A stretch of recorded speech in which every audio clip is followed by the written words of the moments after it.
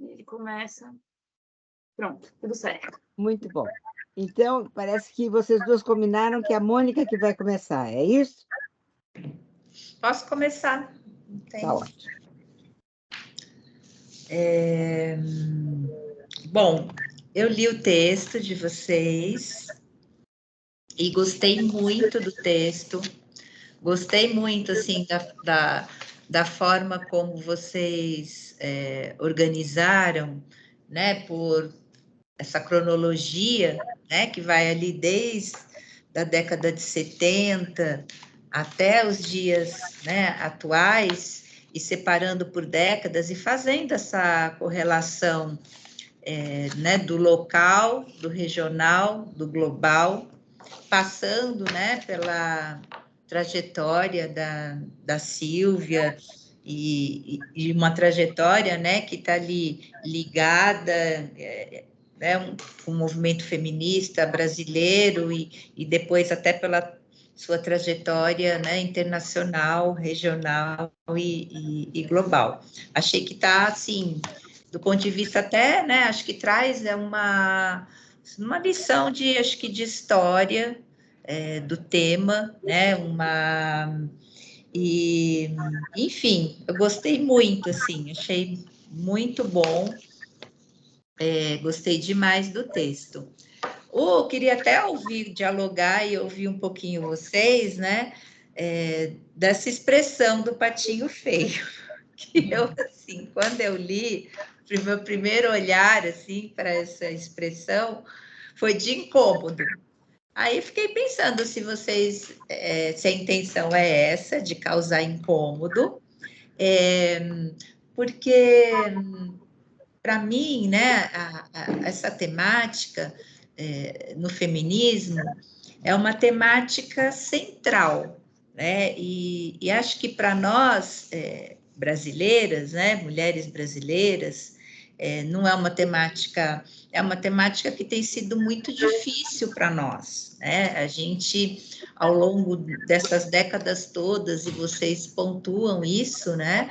O quanto, se a gente olhar, né, para os poderes, e em especial, talvez o poder legislativo e executivo, né, o quanto que ali nós temos muito mais inimigos, né, nesse sentido, muito mais pessoas ali trabalhando até por retroceder, né, pelo retrocesso, do que para garantir qualquer tipo de avanço.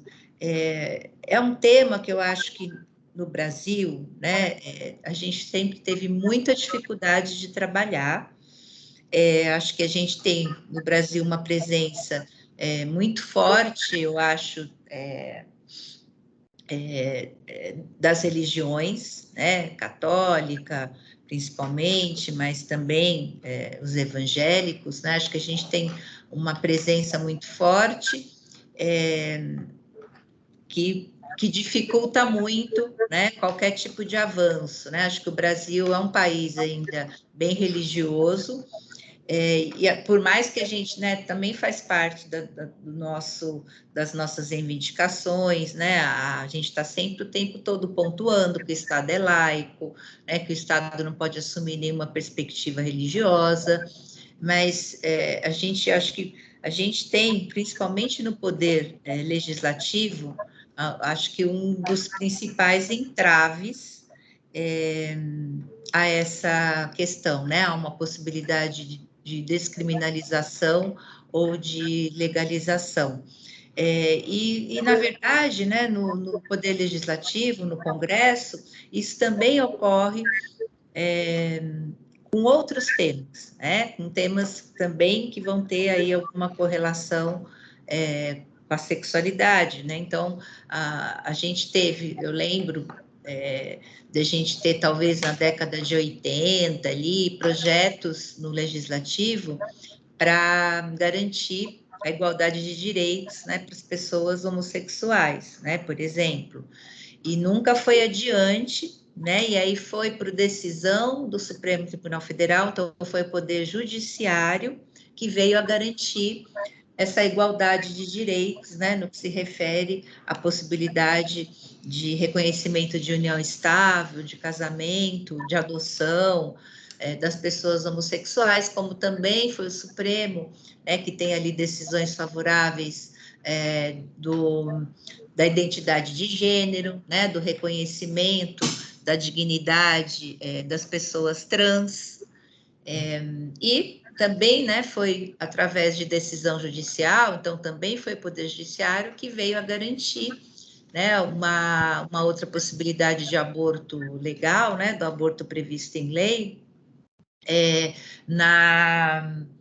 por anencefalia, né, e mais recentemente o habeas corpus, que o ministro Barroso defendeu que o aborto, a criminalização seria inconstitucional, né, então, pela decisão dele no habeas corpus, as pessoas que tinham sido presas foi considerado atípico, inconstitucional, e foram liberadas, e a DPF que a gente tem hoje, em tramitação, né, que tem um voto maravilhoso ali da Rosa Weber, que enfrenta ali o tema sobre vários aspectos, né?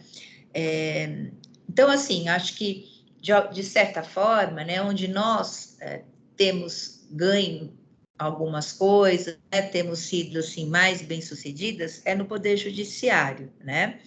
E tudo isso que foi parar no Poder Judiciário teve muito a nossa contribuição, o nosso empenho, a nossa luta.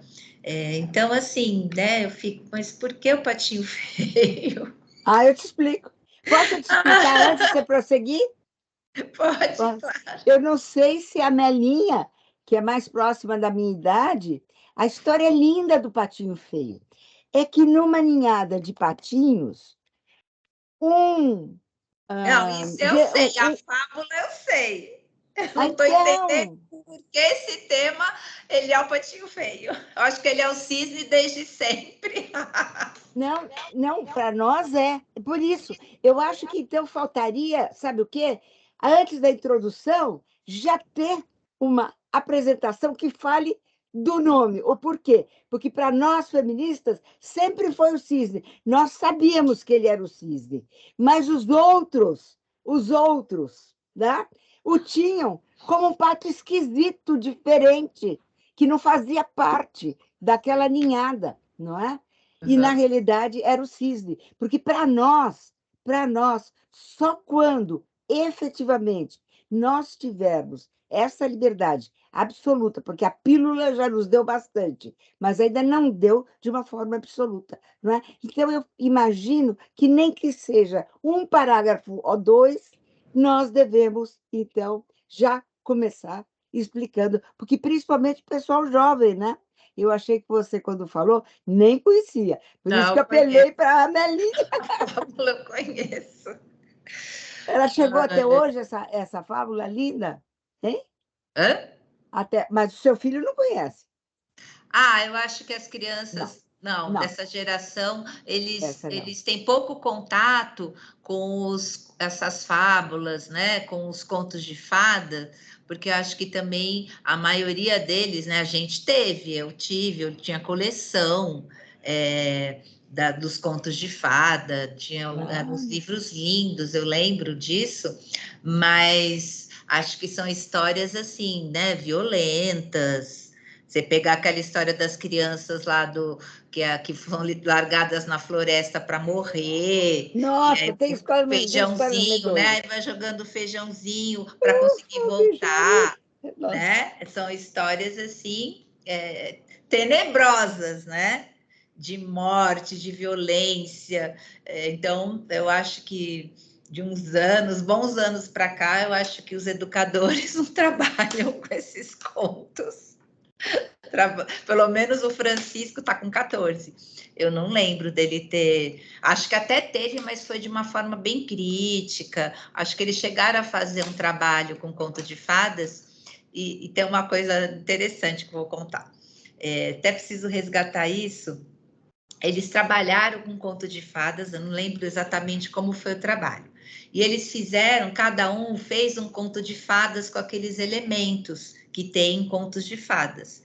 E o Francisco fez um conto de fadas que tinha toda aquela coisa, né, da tensão, da princesa, só que era uma princesa, ele pôs uma princesa guerreira, ele pôs uma princesa que no final ela disse que não quer casar, que ela estava muito bem, que ela não, o príncipe fala que quer casar com ela, ela fala, não, não quero casar não, a gente não precisa casar, estou muito bem sem casar.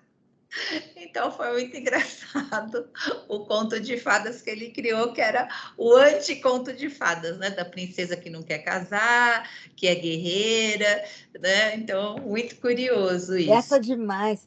Mônica, já que nós estamos num bate-papo gostoso, deixa eu contar para vocês. Eu fui no domingo, Melinha, vale a pena vocês duas irem. Eu fui assistir Teoria King Kong. Olha aqui, ó. Olha, Maria, estava aqui no lugar que eu falei, Maria. E aí, o que Enxerguei. acontece? Eu só lembrei disso agora por uma razão, porque exatamente demorou muito tempo para o SESC permitir que esse texto da Virginie Despentes fosse apresentado. Segundo, ele foi adocicado, sabe? Foi adocicado. Tornou-se um pouquinho mais light, vamos dizer. E quer ver o ponto que não foi mencionado? Este, do que a Virginie Despentes fala do casamento. Percebeu? Fala algumas coisas, sexualidade, isso, aquilo, mas até tem uma mulher trans maravilhosa, isso, aquilo, mas o casamento, o casamento, ele foi vedado. É incrível isso, é incrível. Eu peguei ontem à noite para rever, porque eu falei para minha filha, Ana Cristina, eu tenho impressão, isso daí que a gente foi umas 4 pessoas, 5, não, que pesado, isso, aquilo. mas é um Menino, teatro, é uma peça? é uma peça de teatro Ah, do onde que tá? Sesc Bom Retiro. Você gostou? Vale a pena? Gostei muito, mas ela dá uma adocicada, e mesmo assim Tá, ficou anos para conseguir. E tá. era o ponto fulcral que eu vi que tem aqui e que não aparece, é isso que o seu filho colocou, É. da princesa que não quer casar. E aí ele falava, não, a princesa falava, não, você fica sozinha, eu também fico sozinha, a gente está muito bem assim, não precisamos nos casar. Ai, que ótimo, que ótimo. Ai, gente. Mas é isso, eu fiquei intrigada, assim, acho que vale a pena, talvez, um pouco explicar, talvez tenha esse sentido, né, que você está dizendo, que é um tema. A gente conquistou tanta coisa, né? Quando a gente pensa em termos de igualdade, de não discriminação, mesmo o quanto que a gente avança, né? Em termos legislativos, né? De leis, Sim, de e a gente fala violência, isso, né? A né? gente Vocês traz. falam isso, né? Em relação à violência contra a mulher, a gente, acho que do ponto de vista legislativo, nessas duas temáticas, a gente avançou muito.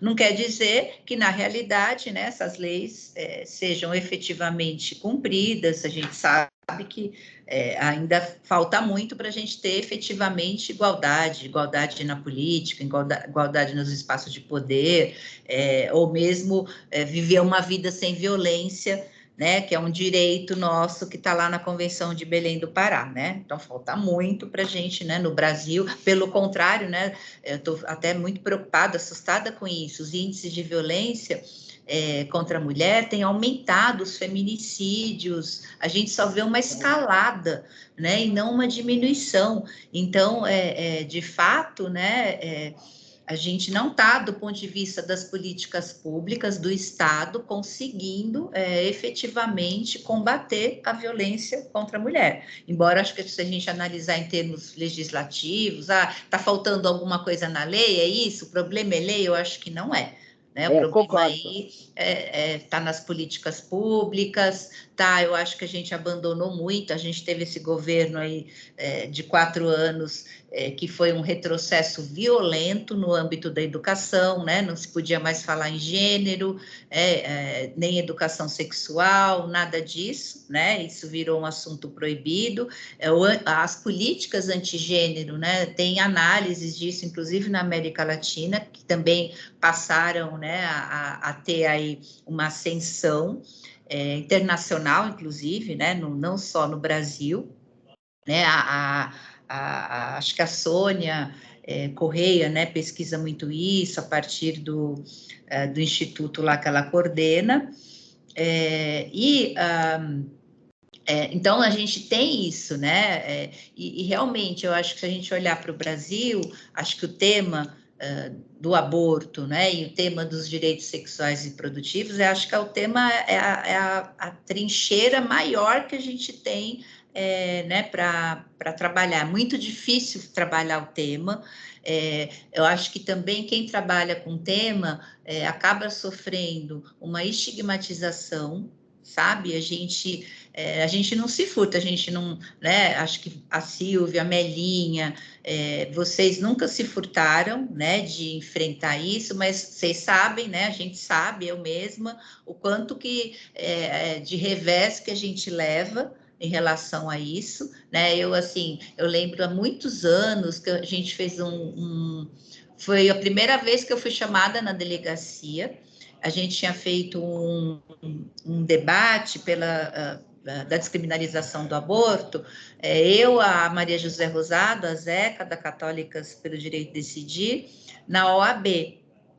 E aí, algum deputado, alguém fez uma manifestação por escrito, uma denúncia por escrito na delegacia, na polícia, falando que, acho que foi no Ministério Público, mandou para o Ministério Público, aí o Ministério Público encaminhou para a delegacia de polícia para fazer abertura de inquérito. E aí abriram, né, o inquérito foi aberto ali naquela delegacia da Marquês de Paranaguá, ali na Consolação. Era uma investigação, né, de apologia ao crime, né, como se a gente estivesse defendendo, né, e na verdade o debate era descriminalizar o aborto.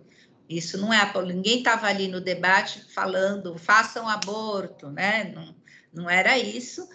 Isso nunca foi nosso discurso é pelo direito das mulheres decidirem, né, e a gente considera que cada mulher tem condições, né, morais, intelectuais, emocionais, de tomar essa decisão, de sopesar na vida dela, né? E é uma decisão que só cabe a cada mulher, né? Não cabe o Estado decidir por ela, né? E acho que vocês abordam isso também, né? Dessa maternidade, né? O oposto disso é a maternidade compulsória, né? O oposto, né, da criminalização do aborto é a maternidade compulsória. A gente sabe, né, que o aborto é criminalizado justamente porque, né, atrelam a nossa identidade, a identidade de ser mãe, né?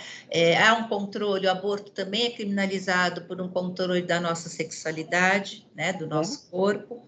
E aí eu fui chamada, né, na delegacia ali, acabou que a gente, na época, isso foi a comissão da mulher advogada da OAB estava envolvida, ela que tinha organizado o evento, então também prestou todo o suporte para mim, para a Zeca, mas a gente teve que ir lá, eu tive que ir na delegacia, foi colhido o meu depoimento, me explicar, então, quer dizer, gerou, né, um constrangimento para mim. Fui lá, né? Até a gente brincou, né? A gente brinca, a gente ressignifica as coisas, né?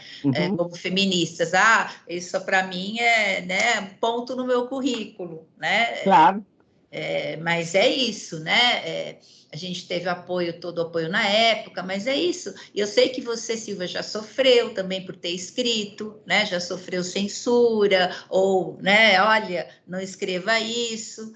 Não, o Vaticano, não, porque o Vaticano mandou uma ordem, uma determinação ao cardeal para que Flávia e eu, que havíamos escrito exatamente sobre o aborto e o Estado laico, precisamente na linha, porque a nossa linguagem de feministas é a mesma, né, sobre esse tema, e foi o Antônio Carlos Balheiros que segurou a história. Tá vendo? É isso. Eu mesma, assim, né? Eu tive aqui, desde o início do ano, um pouco nesse processo de me colocar à disposição, né? Como uma pessoa possível de ser indicada pelo presidente a compor o Supremo Tribunal Federal. E nesse percurso eu ouvi várias vezes: ah, mas você tem um livro sobre aborto, né? Eu tenho um livro sobre aborto, é uma pesquisa de doutorado, um trabalho científico, né, que foi aprovado numa universidade, mas eu ouvi várias pessoas de que isso seria um entrave muito grande, né, que se de fato eu viesse a ser considerada, que dificilmente, né, meu nome passaria, né, por conta do trabalho. Então, né, nós temos esse compromisso, né, enquanto mulheres, enquanto feministas, e a gente paga um preço por isso, né, então, até, né, voltando ali para o início, né, do Patinho Feio, realmente, acho que talvez faça sentido, possa ser um pouco melhor explicada, e à medida que eu também estou falando, estou encontrando, se a gente pensar, né, das questões mais difíceis dentro do feminismo, né? A gente consegue debater com tranquilidade muitas coisas, né? Mas talvez até dentro do movimento a gente vai encontrar resistências, né? Às vezes, acho que até entre nossas companheiras, né? É verdade. Vou falar, né? Até entre nossas companheiras do feminismo, pode ser que a gente, pode ser não, acho que a gente acha algumas que, esse tema não, né? Sim. Todo mais, conte comigo, mas o aborto pega, né? Chega nesse tema, então realmente, né, o Patinho Feio faça sentido até dentro mesmo, até interno, quer dizer, não é nem externo, mas interno também, não é, vamos dizer assim, se a gente acha que falar dentro do feminismo, né, de violência contra a mulher, eu acho que é unanimidade, né? A gente não vai encontrar, tem um setor, né, do movimento feminista que não quer, acha que isso não é importante, não, acho que vai ser uma unanimidade, é uma causa que alia todo mundo. O aborto, não necessariamente vai aliar todo mundo, vai ter gente que não vai querer trabalhar o tema, não vamos trabalhar isso, vamos trabalhar outra coisa que une mais, né? Então, é isso, acho que é um tema que a gente aí enfrenta mesmo muita dificuldade, em até falar, né? Quanto mais avançar, né? A gente está vendo, mesmo no aborto legal, tem propostas de retrocesso. Meu Deus! Só foi ser disponível no sistema de saúde na década de 90, uma coisa que está no Código Penal desde 1940, né? Demorou 50 anos para ter um serviço público, né? Estabelecido com protocolo, né? Que foi eu lembro, em São Paulo, isso na gestão da Luísa Erundina, né? Uma mulher que implementou, acho que no Jabaquara, se eu não me engano, acho que foi o primeiro serviço na cidade, né? Foi sim. Porque não tinha um serviço assim divulgado, conhecido. As mulheres, né, ficavam ali à míngua, não tinha como fazer no serviço público. Mônica, o problema é que até hoje não fazem. Até hoje. No Brasil inteiro é que eu não guardei. Vocês têm aí qual é o número de hospitais em todo o Brasil que realiza o aborto legal? É um número ínfimo. Precisaríamos checar isso até, além Maria. do número é um escândalo. É um escândalo. Então, além de ser ínfimo, vários que estão ali listados como lugares que fazem, não fazem. É verdade. Ainda Muito tem bem. isso. Mas acho que Só deixar a tem Melinha falar também, que eu estou monopolizando aqui. Então, só tem 2 hospitais no Brasil que realizam aborto legal. A Quanto? maioria 70. É. A maioria no Sudeste e no Norte só tem 2. E aí, quando você vai investigar se faz mesmo, vários não fazem. Então, no papel... Tem a restrição da semana, né? Da 20ª semana também, que é um problema. O Maria Mendes, eu acho que passou para 43, não é nem mais 70, é 43, sendo que desses 43, outro dia eu vi, assim, no final desse ano, 2000, nós estamos, não, há um ano atrás, né, 2022, eu vi o Jefferson Dresset falando que muitos hospitais desses que tem, que todo mundo pensa, tem um serviço, ninguém falou que fechou, mas não atende. Você chega lá e não é atendido. Então, eu acho que a gente teria até que verificar isso, mas está muito reduzido, né? Muito reduzido e fechado. Mas agora sou eu que vou falar? É. Deixa eu ver aqui. Ah, bom. Mônica, muito obrigada. Beleza. Olha, eu gostei muito do texto e gostei muito das observações da Mônica. Então, acho que eu posso pular alguma coisa. O patinho feio que incomodou a Mônica, eu achei até legal, porque é bem provocativo. Eu acho que provocação é comigo mesmo, então deu certo. A minha leitura é uma leitura muito de militante, então, né, nossa, e aí eu quero muito agradecer tanto a Silvia quanto a Maria, que fizeram o texto, porque vocês, a Silvia é uma contribuidora assim para os feminismos nossos, né? Desde sempre, desde sempre. Eu acho que as primeiras críticas que nós ouvimos em relação ao direito, que nós feministas inicialmente nós éramos muito afastadas do direito. Muito contra direito, coisa de burguês. Direito, superestrutura. Burocracia, nós somos contrárias mesmo. E nós vamos discutir direito agora? Não, nós vamos discutir nosso corpo, nossa sexualidade, né? E na medida que a gente avançou nessa discussão, então nós entramos muito mais pela saúde, né? A nossa discussão política era muito mais a saúde. Evidentemente que no trabalho, no mercado de trabalho, a gente esbarrava com o direito, né? O direito impedindo, por exemplo, era proibido demitir mulher grávida, mas toda hora a mulher grávida era demitida, então a gente via assim a contradição entre o que tinha no direito e o que tinha na nossa vida, e muita coisa do direito que era contra nós, eu acho que as feministas advogadas, como a Silvia Pimentel, né, e a gente tem até outras, mas a Silvia Pimentel aqui em São Paulo, e no Brasil, né? Nesse momento, jogou um peso muito grande para nós, uma contribuição muito grande, e daí nós temos esse texto todo organizado, bonito, né? Essa produção jurídica feita nesses 3 níveis, local, regional, internacional, com essa cronologia, como diz a Mônica, isso é muito importante. Agora, como eu vejo do ponto de vista do militante, eu acho que falta para mim esse diálogo com a militância. Como é que nós militantes encaramos essas... Primeiro, eu acho que não pode deixar de mencionar a nossa importância. As feministas, em todos os momentos... Gente, esse foi um tema que a gente não abriu mão, inclusive assim, no começo, na retomada do feminismo dos anos 70, chegava uma estranha no grupo, que era tudo muito fechado, né? A Silvia lembra, nós começamos em ditadura, gente. Aliás, eu acho que ali na história, 1975 não é ano de abertura, não. Aquela distensão do gás, aquilo ali é muito falso.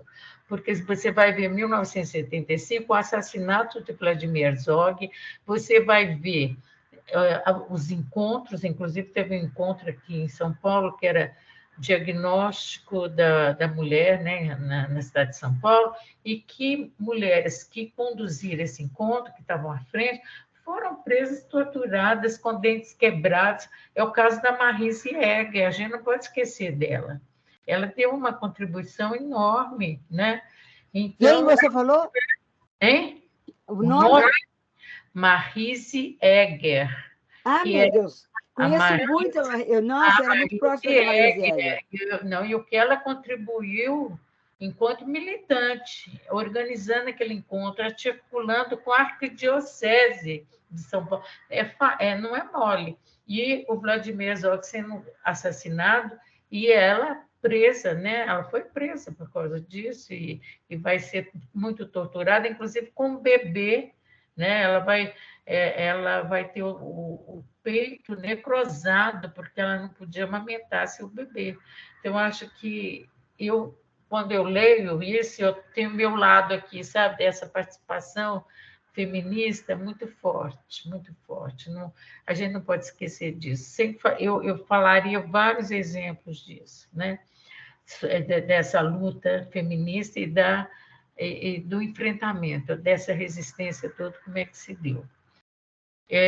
Amelinha, posso te falar uma coisa? Eu agradeço muito o que eu estou... A maneira como eu estou entendendo é que, imagine eu como feminista, eu procurei mostrar que tudo isso nós é que empurramos, né? Todo esse diálogo, inclusive o diálogo que o ONU promoveu, é porque nós, feministas, estávamos nas reuniões, isso e aquilo. Agora, isso. Agora, o que eu acho que é muito interessante, que você está trazendo algumas situações bem concretas, que efetivamente talvez estejam faltando, para dar, não é, de fato, na exposição disso tudo, as pessoas terem condições de aprender melhor, né, o que foi e de que maneira se dava, e com que dificuldade se dava e se deu o tempo todo essa luta, né? Muito obrigada. Olha, eu sou do tempo, né, e eu acho que isso é importante, que nós feministas encontramos, junto à esquerda, sindicalista, partidária, oposição à discussão do aborto. Sim, claro. Se colocava assim para as mulheres, você prefere apoiar a greve ou a discussão do aborto? Como se fossem duas questões antagônicas. A greve é a greve, nós apoiamos a questão do aborto. Infelizmente, em todo esse período da nossa luta, nós não tivemos nenhuma solidariedade. Foi uma luta solitária. Isso que eu acho que a gente tem que colocar. A luta é solitária, é feminista. Se você vai ver, nós apoiamos sindicalistas na greve, nas campanhas salariais, nós estávamos lá dentro discutindo, fizemos campanha das diretas, nós fizemos campanha da anistia, libertar todas as pessoas presas, tudo nós fizemos. E nós, feministas, porque nós, às vezes as pessoas falam, né, Silvia, comigo, falam assim, você está em tudo quanto é lugar, poxa. Eu falei, porque feminismo está em tudo quanto é lugar. Feminismo não é aqui, nessa telinha, feminismo está aí, por aí, em tudo quanto é lugar. Então, isto, a gente está lá na periferia discutindo, eu discutia com o padre, gente, o padre lá da Vila Rimo, ele era até engraçado, ele era um italiano, né? Quer dizer, isso não tem nada a ver com o texto, né? Ou tem? Vocês acham? Eu corto. Então, porque é o seguinte, o padre Luiz era Luigi, né? Lá um italiano, e eu levava o jornal Brasil Mulher para a gente discutir os temas e ver o que as mulheres queriam que colocasse nas páginas do jornal. Isso a gente faz há 50 anos, né?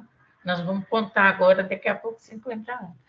E daí ele falava assim comigo, Amelinha, você pode discutir tudo, menos o aborto, tá? Não trata do aborto aqui, não. E, lógico, que o aborto aparecia, né? Porque o aborto é a experiência nossa. Se a gente tem um mínimo de confiança naquele grupo, as pessoas vão colocar, e como é que a gente faz? Sexualidade, aborto, orgasmo, tudo isso era discutido. E um dia uma mulher foi contar para o padre que estava sendo discutido o aborto. Aí o padre Luiz veio e me chamou. Melinha, você está discutindo aborto, que a mulher disse que você estava discutindo. Eu falei assim, mas lógico, elas me perguntaram, e eu não fui lá para discutir o aborto, fui lá para discutir o feminismo, os direitos e tal. Então, ele mesmo falou, então tá bom, pode continuar discutindo, porque, infelizmente, muitas mulheres pobres da periferia só podiam discutir feminismo se o padre desse ordem.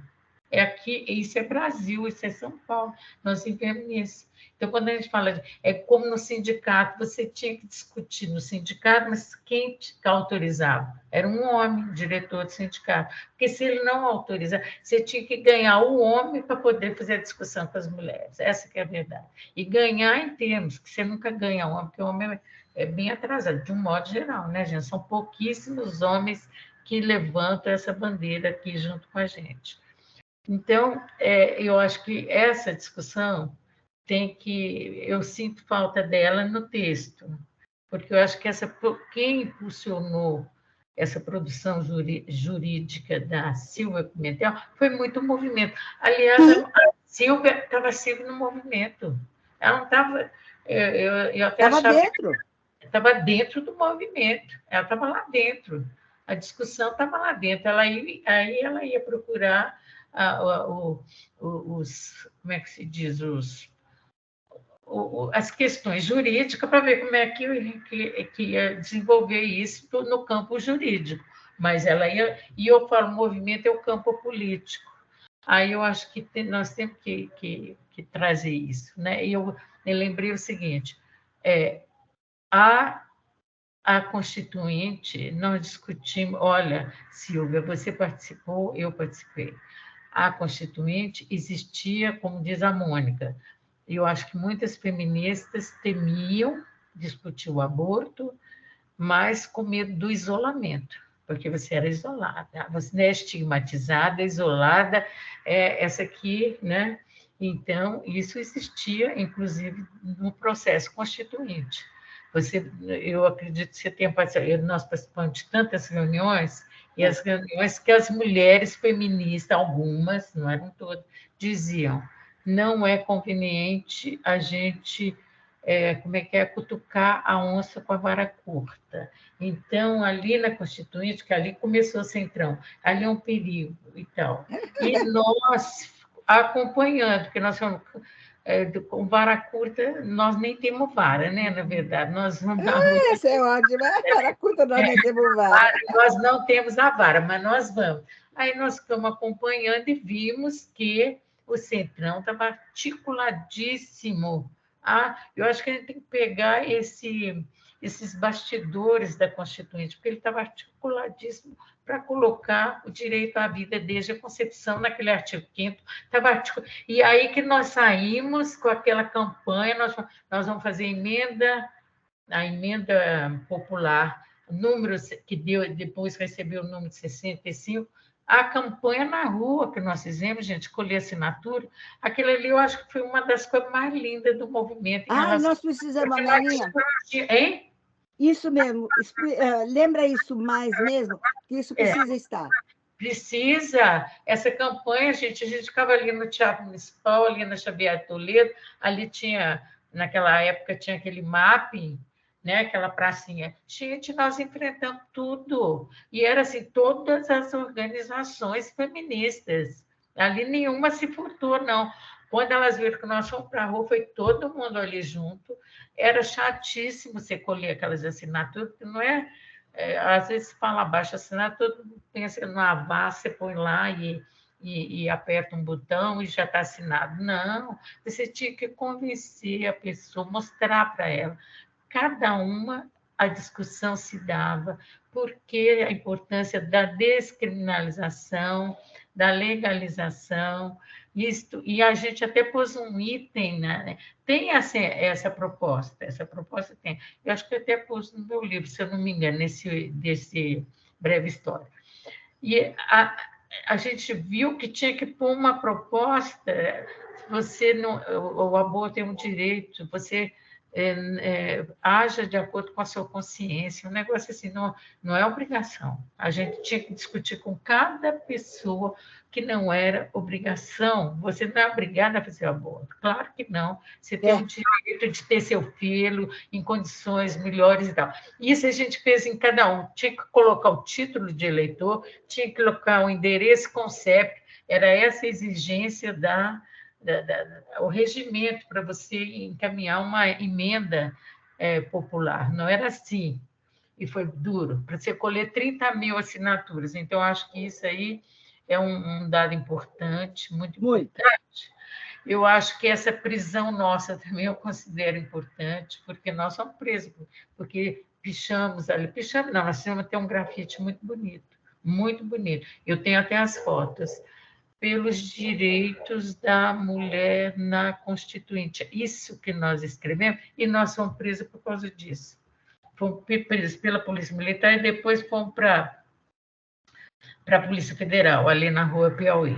Quer dizer, isso não tem cabimento, não tem cabimento você pensar numa Constituinte, não foi livre e soberana, né? Porque desse jeito, se prendendo, porque... E acho que foi talvez tenha sido o único grupo, mas eu acho interessante também falar mais da Carta das Mulheres aos Constituintes, que a Silvia fala nesse texto, mas eu acho que tem que desenvolver mais, pelo menos, como é que se deu esse processo, gente? Porque você imaginar que a Associação das Lavadeiras de Alagoas estavam lá discutindo essas coisas todas, não é fácil, não, né, gente? Eu acho.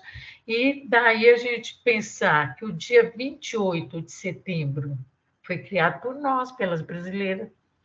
Foi criado porque 28 de setembro de 1871 é quando o imperador lá assina a lei, o decreto, enfim, aquela coisa lá do jurídico que diz que as crianças nascidas após aquela data serão livres, né?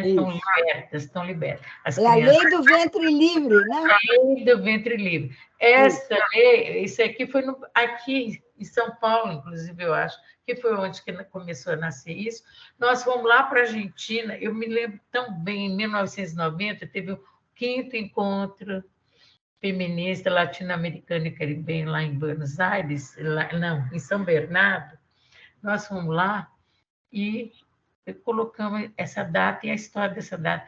E as mulheres negras, porque as mulheres negras participaram com muita força já nesse tempo, assim, organizadas junto aos movimentos feministas que participaram, sempre participaram, mas foi mais organizada, né? Assim, organizadamente participando, articulada com as mulheres não pretas, né?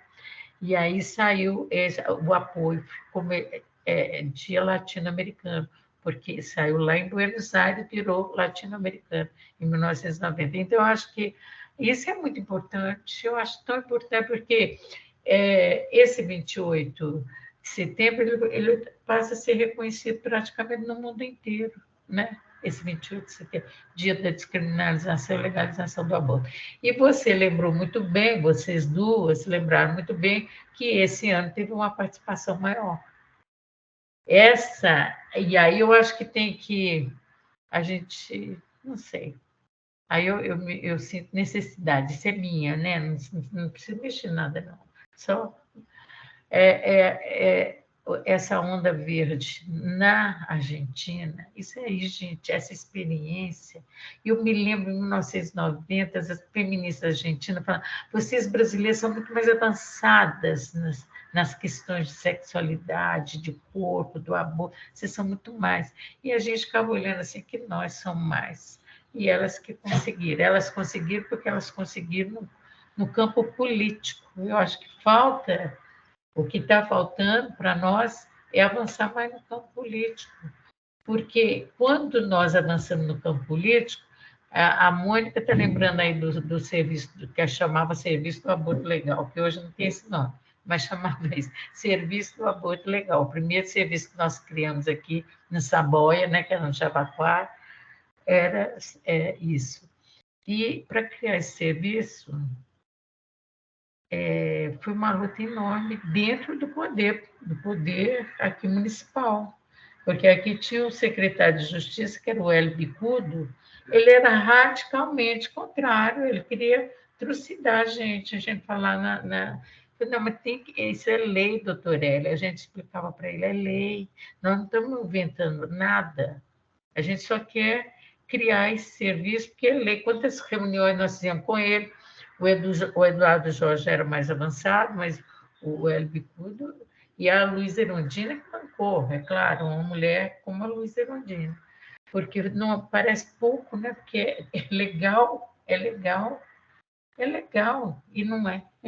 E todo mundo quer ser contra, né? Como é que pode? E esse serviço, eu acho que a gente tem que lembrar da Irotilde, que é aquela social, que ela bancou ali do começo ao fim. O dia que ela se aposentou, aquele serviço morreu.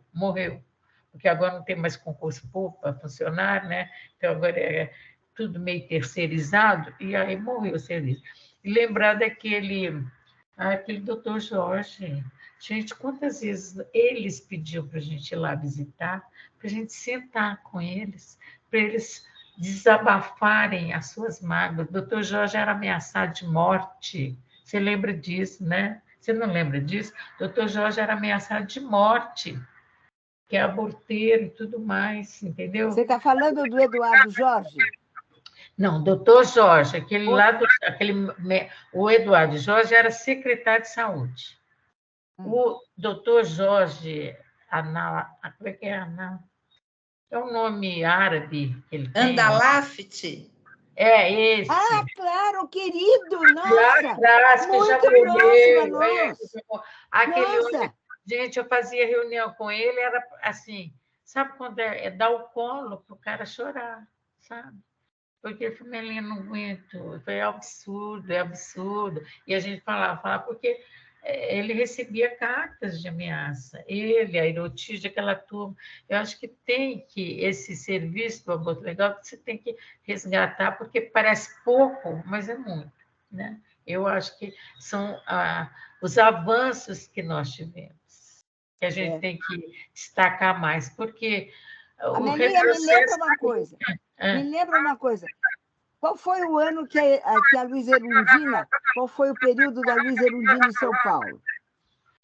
Foi de 89 a 92, 1989, 1990, 91, 92.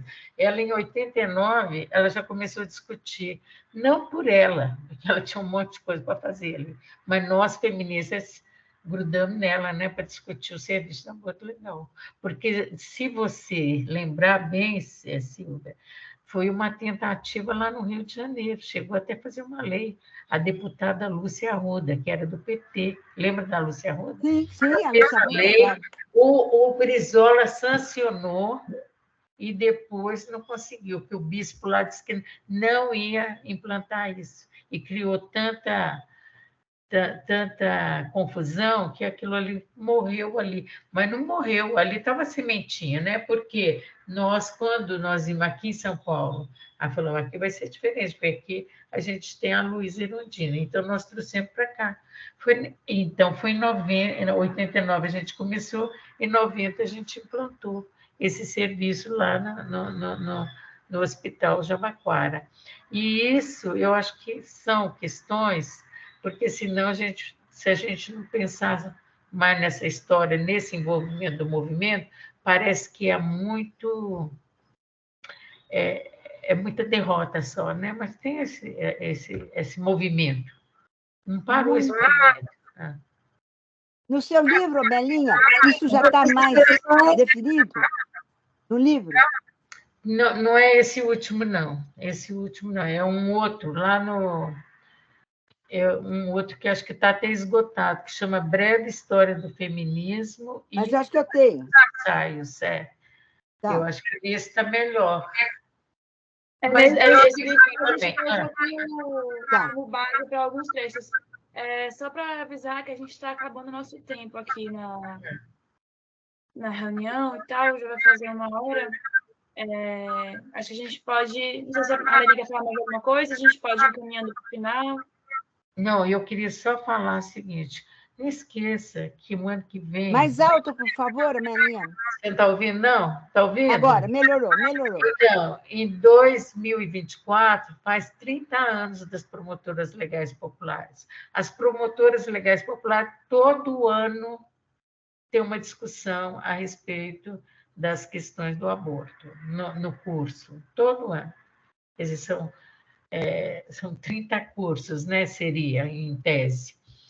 E eu acho que é importante, porque nasceu Aqui está a Mônica, que é uma das responsáveis pelo nascimento das promotoras legais populares. E a Silvia pelas ideias dela, e ela também foi lá, né? Que são movimentos que vão carregar essa história, que vão... eu acho que a ideia é essa, e criar uma possibilidade desse movimento ter força para superar essas barreiras todas, né?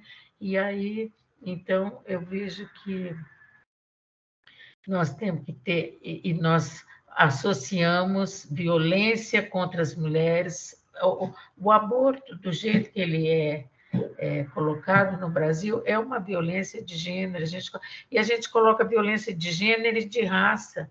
A maioria das mulheres que vão ser mais maltratadas, tanto no parto quanto no aborto, quanto no atendimento pré-natal, são as pretas. Isso aí tem dados sobre isso. Então, a gente faz muito essa associação. Eu acho importante trazer essas ideias. Obrigada, gente. Desculpa que a gente... Nossa, muito obrigada, Melinha, maravilha. A Melinha, a gente que gosta muito de trabalhar com local, regional, global, quando você menciona as promotoras, eu quero dizer que eu fiquei triste de você não ter colocado no seu livro, que foi exatamente quando eu trouxe para o Brasil o CLABEM regional, que se tornou o CLABEM Brasil, foi lá que sim veio a proposta das promotoras legais populares, né? Que depois foi você que iniciou, e depois de você foi Temis, não é isso? Não, Temis foi primeiro. Não, a Temis estava junto com a gente. Tá? É porque a Temis estava muito próxima naquela época. A Denise Dora começou lá no Porto Alegre. Exato, imediatamente. Depois a gente começou aqui. Ela era muito próxima, ela era ligada, era uma das do CLABEM também naquela época. Mas ela não menciona nunca. E eu acho essas coisas engraçadas. E eu acho que isso também prejudica. Porque eu acho muito linda essa relação global, regional, local, regional. Nós aprendemos muito com as latino-americanas, né? Com certeza, não. Eu acho que eu não coloquei CLABEM, mas eu acho que eu coloquei alguma coisa das mulheres de outros países. Dá uma olhadinha. Eu coloquei o CLABEM, mas vamos colocar assim, uma falha, temos que... Mas, escuta, eu queria agradecer muitíssimo, Mônica e a Melinha. Um beijo grande a vocês, e nós vamos, sim, encontrar uma forma de introduzir e levar em consideração tudo que vocês nos trouxeram, viu? Muitíssimo obrigada, minhas queridas. Um beijo. Eu também queria agradecer Maria também. foi muito importante nisso também. Se não fosse ela, nós não teríamos feito um trabalho desse, né? E realmente, então eu também fico muito feliz, não só com o local regional global, mas também com a questão intergeracional, não é? Que a Melinha sabe bem o que é isso, né? E que é uma coisa que, inclusive, a gente agradece, não é, Melinha? Eu falo que se não fosse essas garotas jovens feministas, eu não estaria aqui, vou fazer 84 daqui a 2 meses, eu não estaria aqui fazendo o que estou fazendo. E nem sei se eu estaria aqui nesse mundo. A verdade é essa. Não, quer dizer, eu estaria fazendo tudo o que está fazendo também. Não. Eu queria agradecer também a Melinha e a Mônica, né? Assim como professora, são mulheres que eu admiro muito. Eu acho muito legal estar tendo essa troca, assim, é uma oportunidade incrível. Agradecer as contribuições de Melinha. Esse livro da Breve História do Feminismo a gente usou no texto, é um livro que a gente já leu, que é muito bom. Eu acho que talvez o ponto acho que você trouxe uma coisa que é muito interessante, que é de mostrar as conquistas, as vitórias e a luta e tal, que eu acho que a falta disso vem um pouco de um lugar de falta de esperança mesmo, assim, sabe? A gente está num momento que está tão difícil pensar em qualquer avanço no tema, que eu acho que a gente meio que olha para a história e meio, sabe, ai, que coisa, mas é muito bom ouvir e pensar justamente como acrescentar essa coisa da luta de fato, do que já foi conquistado, de como isso foi conquistado de fora do judiciário, assim, acho que vai ser muito legal. E Enfim, e também essa discussão do patinho feio, de explicar melhor exatamente do que por que é. Acho que vai ser bem importante também. Enfim, foram contribuições muito valiosas e eu sempre falo para a professora assim, né? Se eu contasse para Maria de 15 anos que eu estaria aqui agora, ela não ia acreditar muito, não. Ela ia ficar achando que eu estava mentindo. Então, enfim, é muito legal. Tchau, queridas. Obrigada, viu? Bom ver Obrigada, vocês. dizemos nós. Obrigadinho. Beijo. Tchau, gente. Até mais.